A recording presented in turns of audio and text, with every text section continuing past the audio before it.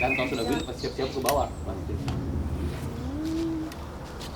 Tuh atas bawah. Jadi boleh ya, jadi dari sini juga. Nah siap-siap ke bawah juga sama. Ambil. Terus dari sininya nggak sama. Ada ini. Ini untuk juga boleh ke depan, boleh ke belakang. Dan ini pasti tidak terasa kita mungkin sepertinya mau ambil sesuatu apa kepala ini. Juga bawah. Atas. Bawah.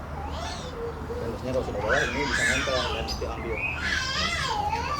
Dan ini boleh hanya pukul. Juga prinsip atas bawah tapi selong. Atas bawah tapi selong. Itu dari ya.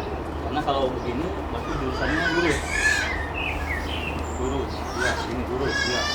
Tapi kalau selong, kalau ini kaki dengan lapak karena iya kita pasti enak ke belakang karena posisi masih tetap di sini. Kalau kita begini dan melangkah sini kurang enak. Iya. Tidak sejalan. Jadi kalau begini, sejalan.